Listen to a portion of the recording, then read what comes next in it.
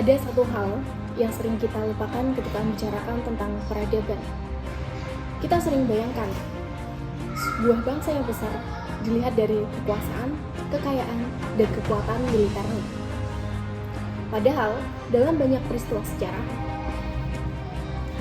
bangsa yang besar justru terlahir dari tempat-tempat yang sunyi, dari rak-rak buku, dari lembaran-lembaran pengetahuan, dari ruang-ruang yang kita sebut perpustakaan.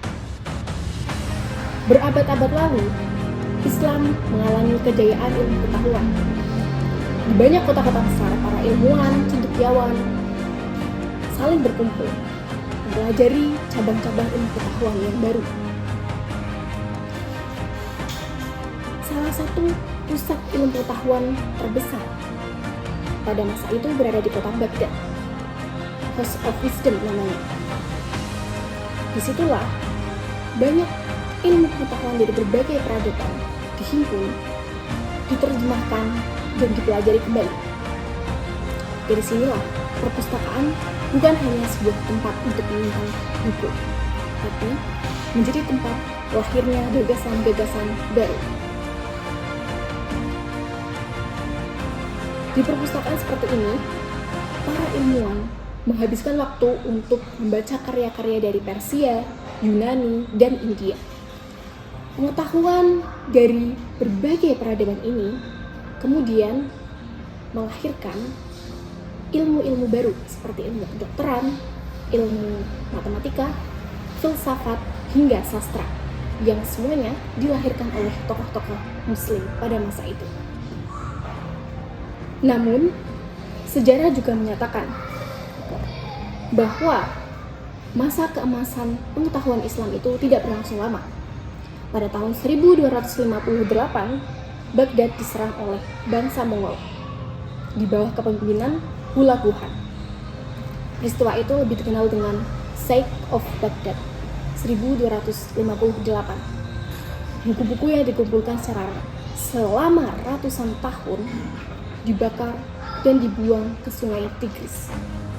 Bahkan, penulis sejarah menggambarkan bahwa kondisi sungai pada masa itu menjadi hitam karena tinta, saking banyaknya manuskrip yang dibuang.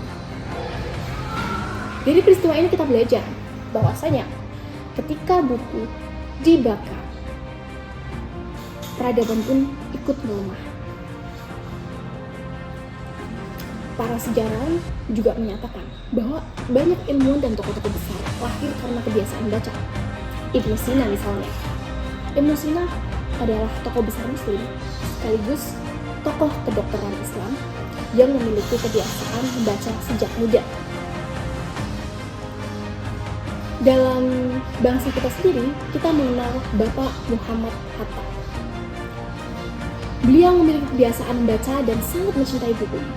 Bahkan, banyak riwayat yang menceritakan bahwa Bapak Muhammad Hatta selalu membawa bukunya kemanapun ia pergi. Dari sinilah kita belajar bahwa banyak pemimpin dan tokoh-tokoh besar tidak terlahir begitu saja, tidak terlahir secara tiba-tiba. Mereka tumbuh dan dibentuk dari lingkungan yang senang membaca, dari kedekatan mereka dengan buku-buku, ruang-ruang yang memberikan mereka kesempatan untuk belajar. Sementara kita saat ini tidak lagi hidup di zaman ketika buku dibakar. Perpustakaan hebat, perpustakaan modern berdiri di mana saja.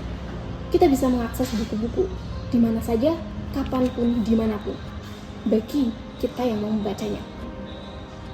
Pertanyaannya bukan lagi apakah buku itu masih ada, namun apakah kita masih memiliki keinginan untuk membuka dan membacanya.